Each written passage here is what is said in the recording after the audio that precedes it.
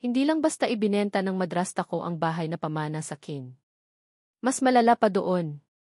Pinagmalaki niya sa buong angkan na ipanalot niya ako, na para akong laruan na basta na lang niya pwedeng ipasa sa iba.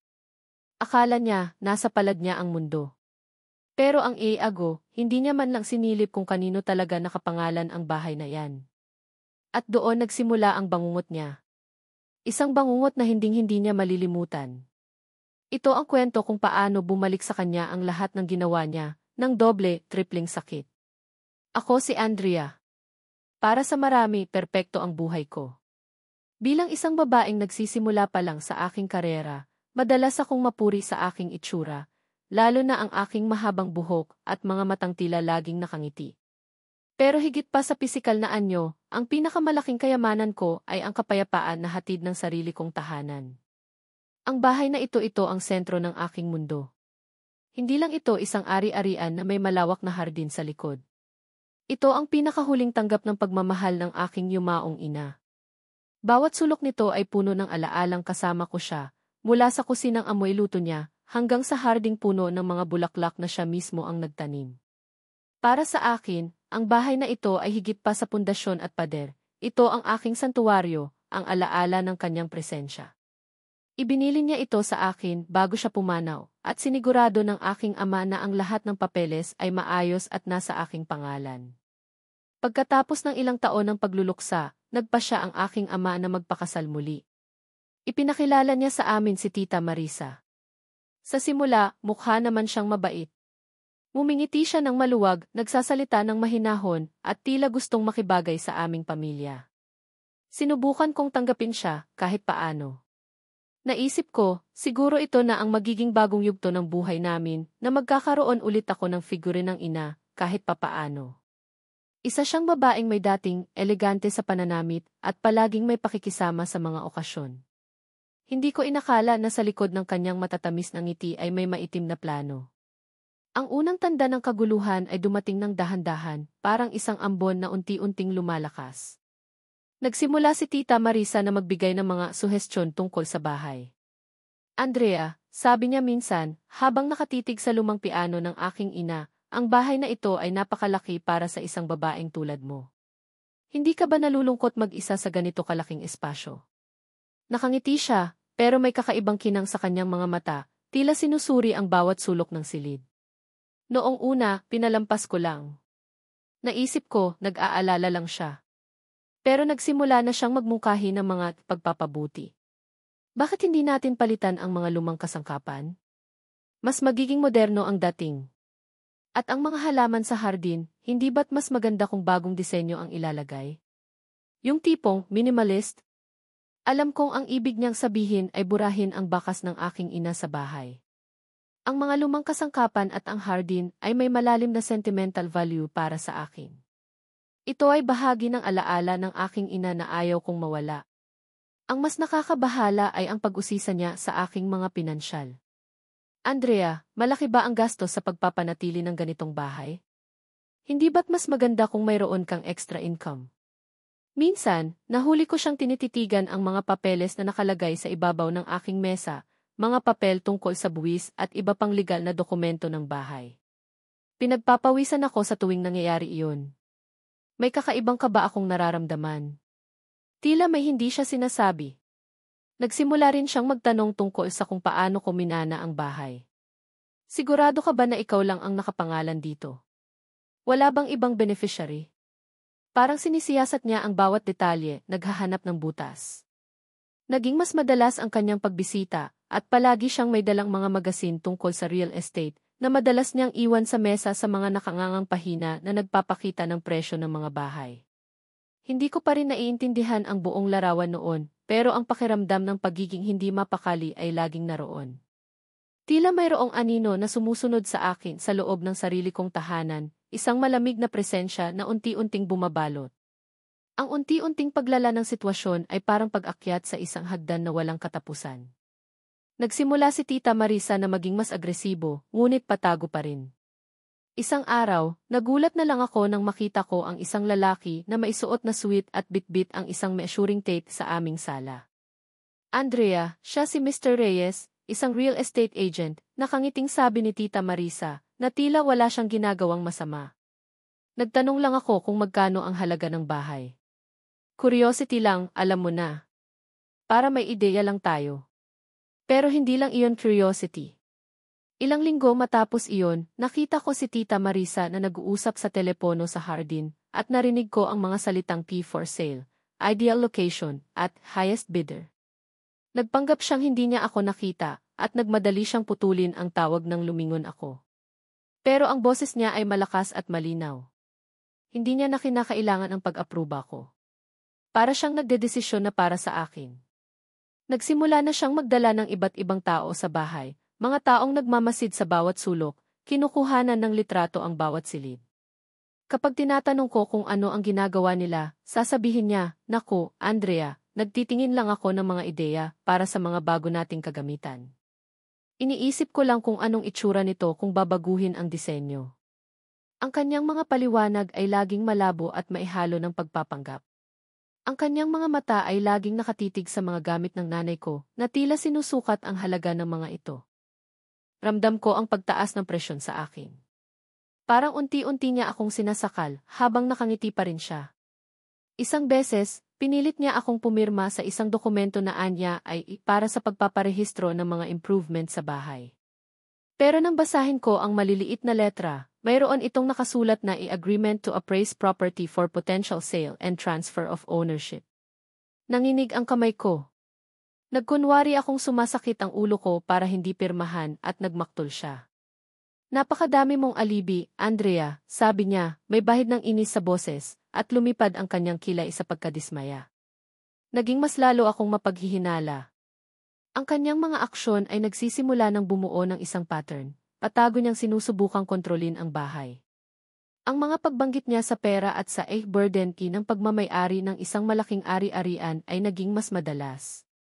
Minsan, sinabi pa niya sa akin, "Alam mo, Andrea, napakaganda mo. Kaya mong makakuha ng kahit anong gusto mo. Bakit hindi mo gamitin ang bahay na ito para magsimula ng bagong buhay sa ibang lugar?"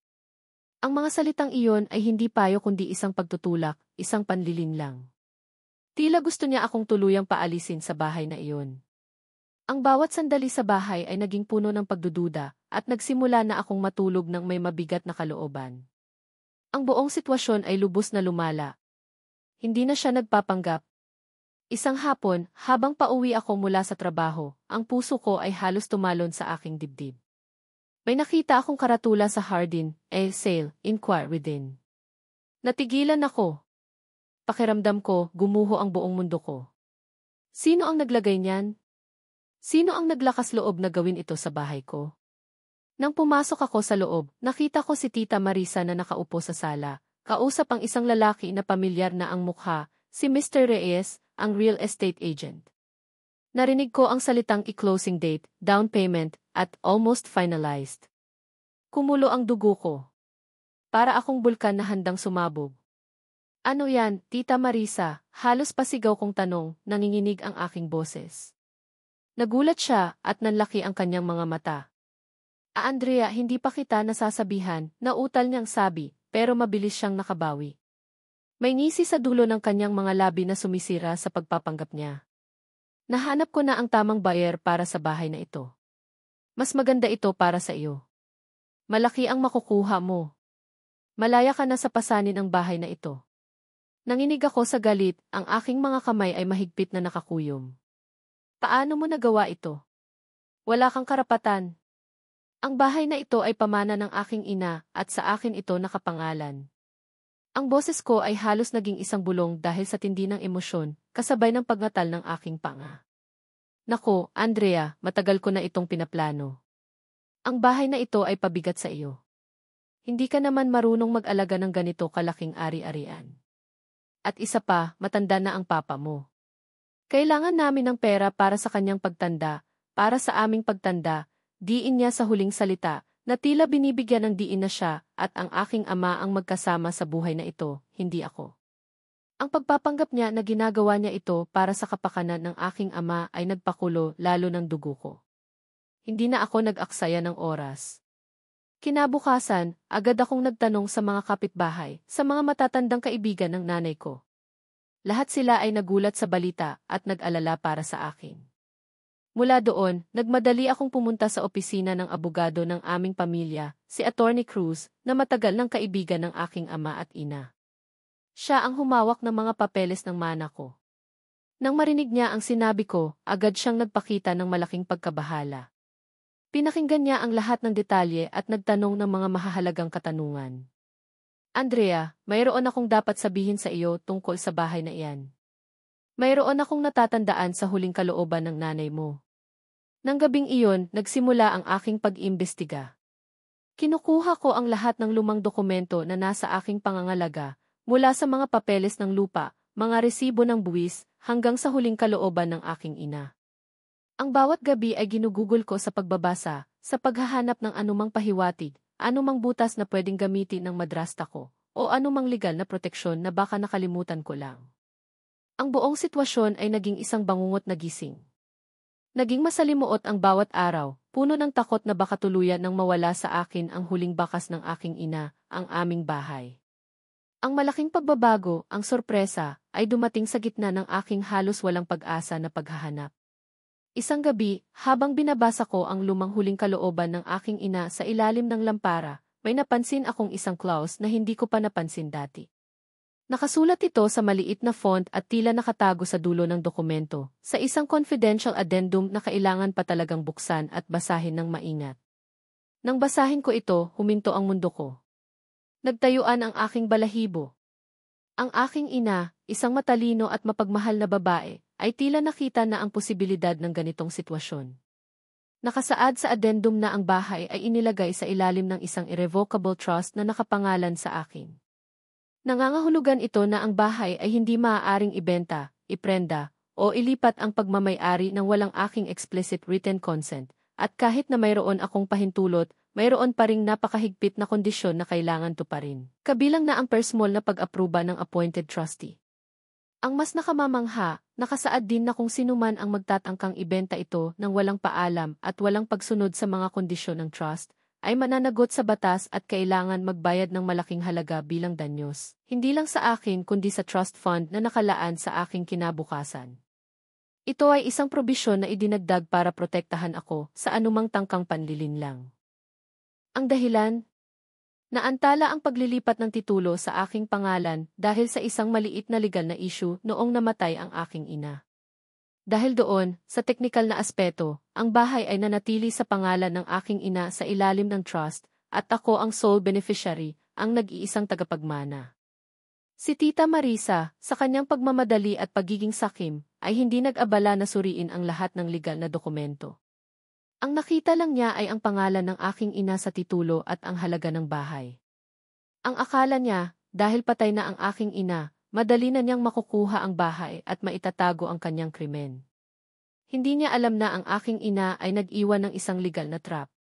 Ang nakakaloko, ang trust na ito ay may sariling abogado, si Attorney Cruz mismo, at may sariling legal na proseso para sa anumang pagbabago sa pagmamay-ari.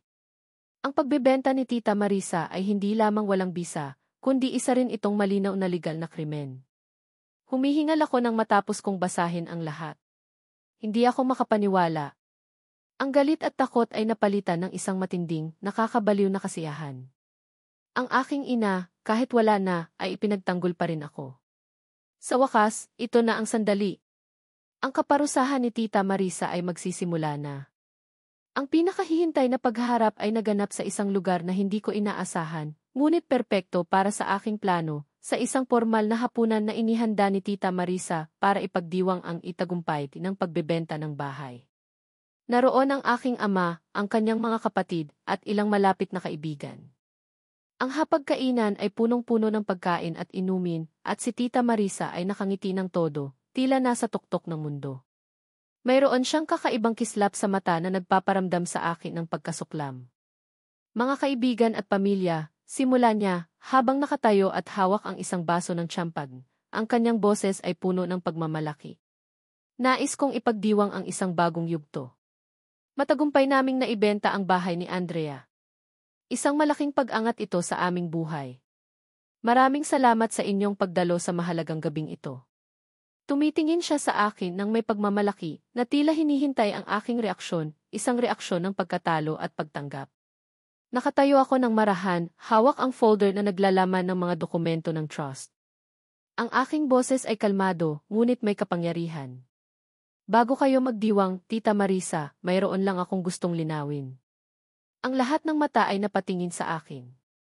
Ang ngiti ni Tita Marisa ay unti-unting nawala sa kanyang labi, napalitan ng pagtataka at takot. Ramdam kong nagpapawis ang kanyang palad. Andrea, ano ba ang sinasabi mo? Tanong niya, may bahid ng paninigas sa kanyang boses. Sinasabi ko lang ang katotohanan. Ang bahay na sinasabi mong naibenta mo ay hindi mo kailanman pag-aari. At higit pa doon, hindi mo rin ito maaaring ibenta. Inilabas ko ang mga dokumento at ipinakita sa lahat, dahan-dahan.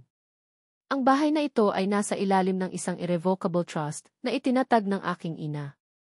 Ang trust na ito ay nagsasaad na ang bahay ay akin at hindi ito maaaring ibenta o ilipat ng walang aking pahintulot at mayroon pang mga kondisyon na kailangan sundin. Ang mukha ni Tita Marisa ay namutla. Nawala ang lahat ng kulay sa kanyang mukha. Nagsimulang manginig ang kanyang labi. Pero ano ang pinagsasasabi mo? Ako ang nag-asikaso ng papeles. Wala kang alam sa mga ginawa ko. Ang kanyang boses ay naging garalgal at nagsimula siyang mangatal. Ito ang legal na dokumento, Tita Marisa. Mula sa abogado ng aking ina, si Attorney Cruz, na kinumpirma ito mismo ngayong hapon. Ang bawat pagtatangka mong ibenta ang bahay na ito ay hindi lamang walang bisa, kundi isang krimen. At ang taong nagbenta sa iyo ng impormasyon na ito ay mananagot din sa batas. Lumingon ako sa aking ama, na nanatiling tahimik, gulong-gulo ang kanyang mukha. Pa, alam kong nagtitiwala ka kay Tita Marisa, pero niloko ka niya. Niloko niya tayong lahat, at halos mawala sa akin ang pamana ni inay. Ang mga bisita ay nagsimulang magbulungan, ang kanilang mga tinig ay naging mas malakas. Ang ilan ay tiningnan si Tita Marisa ng may pagdududa at pagkamuhi, ang iba naman ay nakikinig ng mabuti sa bawat salita ko. Sumugod si Tita Marisa patungo sa akin, tila gusto niyang agawin ang mga dokumento, pero pinigilan siya ng aking ama, na tila gising na sa katotohanan. Napakasama mo, Andrea. Nagsisinungaling ka. Ginagawa mo lang ito para sirain ako, sigaw niya, at nagsimula ng umiyak, ang kanyang mukha ay puno ng galit at pagkapanalo. Hindi ko kailangan sirain ka, Tita Marisa, sagot ko, kalmado pa rin ang aking boses. Ngunit may bahid ng kasiyahan sa bawat salita. Ang mga aksyon mo ang sumira sa iyo. Sa sobrang pagmamadali mong makuha ang gusto mo, hindi mo man lang sinipatan kung kanino talaga nakapangalan ang bahay. Ang akala mo, dahil wala na ang aking ina, wala nang pwedeng magprotekta sa akin. Nagkamali ka. Dumating ang mga otoridad kasama si Attorney Cruz na aking kinontak bago ang hapunan, handa ng kumilos. Kinumpirma nila ang validity ng trust at ang mga legal na probisyon nito. Ang bumili sana ng bahay ay umatras sa deal, at agad na nag-file ng kaso laban kay Tita Marisa para sa fraud at breach of contract. Ang pangalan ni Tita Marisa ay nabahiran, at ang pangarap niya na maging mayaman gamit ang aking pamana ay gumuho sa isang iglap. Ang kaganapan na iyon ay hindi lang paghaharap kundi ang pagbagsak niya sa harap ng lahat ng nakakakilala sa kanya. Ang hustisya ay natamo at ang kaganapan ay parang isang maalab na dula. Ang agarang resulta ng lahat ay naging malinaw at mabilis. Si Tita Marisa ay kinasuhan para sa pandaraya at iba pang kaso na may kinalaman sa pagtatangkang ibenta ang bahay na hindi niya pag-aari. Ang reputasyon niya, na kanyang pinahalagahan ng labis, ay tuluyang nadurog. Ang aking ama, na labis na nadismaya sa kanyang asawa, ay nagpasya na lumayo muna sa kanya, at sa huli ay naghain ng annulment. Ang kanyang mga pinansyal na paghihirap ay naging malinaw din ang pagtatangka niyang yumaman ay nagresulta sa pagkakautang at pagkakakulong, at sa huli ay pagiging isang taong kinasusuklaman ng marami. Ang bahay, ang aking pinakamamahal na pamana, ay nanatili sa akin at ngayon ay mas pinahahalagahan ko pa. Ito ang huling pagtatanggol ng aking ina, ang patunay ng kanyang pagmamahal at foresight. Ang pagbabasa ng kanyang huling kalooban at ang pagtuklas ng trust ay nagbigay sa akin ng bagong paghanga sa kanya, kung paano niya naisip ang lahat, kung paano niya sinigurado ang aking kinabukasan sa kabila ng kanyang pagkawala. Ito ang kanyang huling regalo ng pagmamahal. Ang aking buhay ay bumalik sa dati, pero mas malakas na ako at mas matalino. Natutunan ko ang halaga ng pagiging mapagmatsyag at ang kahalagahan ng pagtitiwala sa sariling instinct. Ang pait ng sitwasyon ay unti-unting napalitan ng kapayapaan at katiyakan. Hindi ko hinangad na magkaroon ng ganitong karanasan, pero salamat dito, natutunan ko ang tunay na kapangyarihan ng katarungan. Ang bahay na ito ay hindi lang bato at semento. Ito ay simbolo ng pag-ibig, ng pagmamana at ng katarungan. Ito ang patunay na kahit gaano pa katindi ang pagtatangka ng isang tao, nasaktan ka, ang katotohanan at ang pagmamahal ay laging mananaig. Ang aral na natutunan ko ay hindi lang tungkol sa legalidad ng ari-arian, kundi tungkol sa karma, na ang bawat masamang gawa ay may kaakibat na kaparusahan. At minsan, ang pinakamalaking kaparusahan ay ang mismong aksyon mo na bumalik sa iyo, ng doble, tripling sakit.